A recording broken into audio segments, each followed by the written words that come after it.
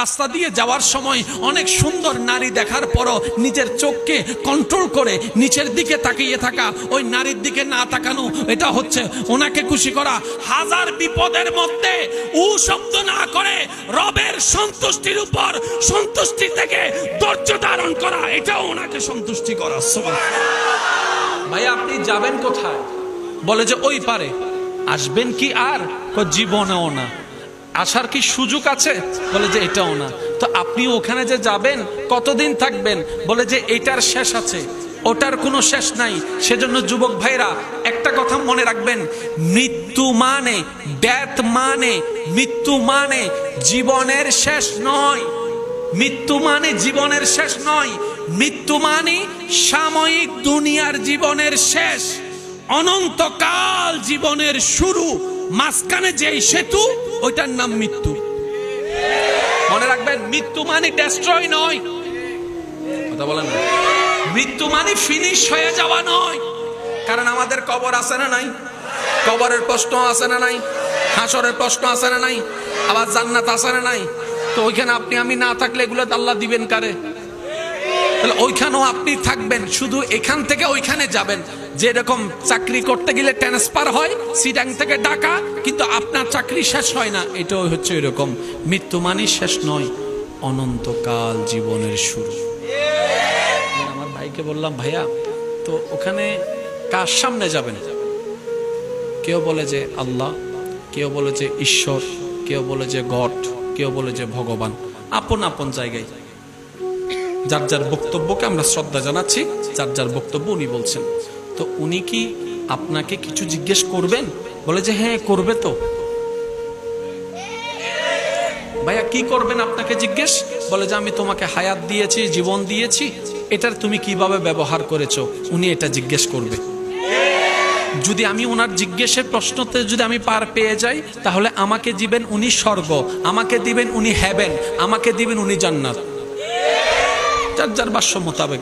আর যদি আমি উনাকে খুশি করতে না পারি, তাহলে আমাকে নরকে যেতে হবে, আমাকে জাহান্নামে যেতে হবে, আমাকে হেলের মধ্যে যেতে হবে। তো ওখানে কি আছে? বলে যে ওখানে সাজা আছে, ওখানে কষ্ট আছে, ওখানে আগুন আছে, ওখানে সর্প আছে, ওখানে বিছু আছে, ওখানে বিষাক্ত আছে, ওখানে থাকার মতো পরিবেশ নাই। হ্যাঁ, যদি উনি খুশি হয়,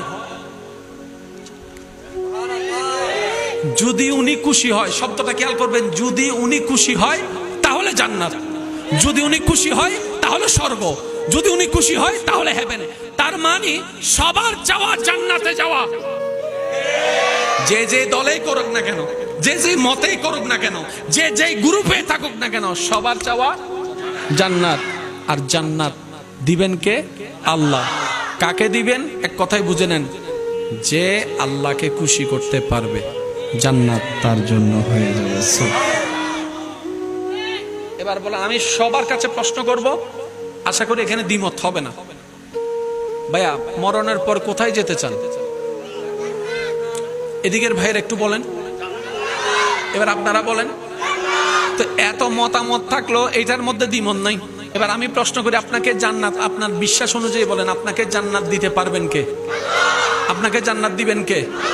তা আল্লাহ যেহেতু আপনাকে জান্নাত দিবেন, আপনার জান্নাতের চাওয়া, তাহলে একটা প্রশ্ন তো থেকে যায়, আল্লাহ আপনাকে কখন জান্নাত দিবেন? নারাজ হলে না খুশি হলে? আর একটু জোরে বলেন। তাহলে আল্লাহকে খুশি করার কাজই হচ্ছে আমাদের, কারণ আমাদের চাওয়া কি? জান্নাত। আমাদের চাওয়া কি? আমাদের চাওয়া জান্নাত। দিবেন আল্লাহ, করতে হবে কি? আল্লাহকে খুশি। তো নামাজ কি? নামাজ আল্লাহকে খুশি করার হাজারটা বাহানার একটা বাহানার নাম।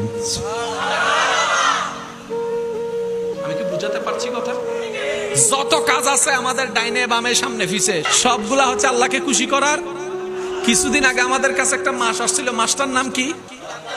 রমজান মাসে 10টা বাজে আমরা কিছু খাই, 2টা বাজে কিছু খাই, 3টা বাজে কিছু খাই, পানি তৃষ্ণা লাগছে পানি পান করি। আপনি আমি না খাইলে আল্লাহর কোনো লাভ আছে? আপনি আমি খাইলে আল্লাহর কোনো লস আছে? আমাদের খাওয়া না খাওয়া এটা কি? আল্লাহকে খুশি করার জন্য। নামাজ ওনাকে খুশি করার একটা বাহানা। রোজা না খেয়ে থাকা, তৃষ্ণার্ত হৃদয়, ওনাকে খুশি করার একটা বাহানা। নিজের দেশকে ত্যাগ করে, নিজের হালাল উপার্জনকে খরচ করে এখান থেকে মক্কায় গিয়ে লব্বাইক আল্লাহুম্মা লব্বাইক বলা, রোদের তাপে সিদ্ধ হয়ে যাওয়া, বড় বড় পা ব্ল্যাক যারা আছে তাদের পায়ের আঘাত সহ্য করে উ শব্দ না করা, ধৈর্য ধারণ করা, ওনাকে খুশি করা। সুবহানাল্লাহ। নিজে কামানো ইনকামের টাকা জাকাতের মাধ্যমে দেওয়া, ওনাকে খুশি করা। ক্ষুধার্তকে খাওয়ানো, ওনাকে খুশি করা। অভাবীকে দান করা, ওনাকে খুশি করা। মায়ের সেবা করা, ওনাকে খুশি করা। বাবার সেবা করা, ওনাকে খুশি করা। বড়কে সম্মান করা, ওনাকে খুশি করা। ছোটকে স্নেহ করা, ওনাকে খুশি করা। এতিম বাচ্চার মাথায় হাত বুলে দেওয়া, ওনাকে খুশি করা। লক্ষ্য শুধু একটাই, ওই রবকে খুশি করা। এতিম বাচ্চার মাথায় হাত বুলায় দেওয়া, ওনাকে খুশি করার লক্ষ্যে স্বামী স্ত্রীর সাথে সুন্দর করে ব্যবহার করা, কথা বলা, ওনাকে খুশি করা। স্ত্রী স্বামীকে সম্মান করা, ওনাকে খুশি করা। ছোট বড়কে শ্রদ্ধা করা, ওনাকে খুশি করা। রাস্তা দিয়ে যাওয়ার সময় অনেক সুন্দর নারী দেখার পরও নিজের চোখকে কন্ট্রোল করে নিচের দিকে তাকিয়ে থাকা, ওই নারীর দিকে না তাকানো, এটা হচ্ছে ওনাকে খুশি করা। হাজার বিপদের মধ্যে উ শব্দ না করে রবের সন্তুষ্টির উপর সন্তুষ্টি থেকে ধৈর্য ধারণ করা, এটাও ওনাকে সন্তুষ্টি করা। সবকিছু কাকে সন্তুষ্টি করা? আমার মনে হয় আর একটু জোরে হবে আওয়াজটা। কাকে?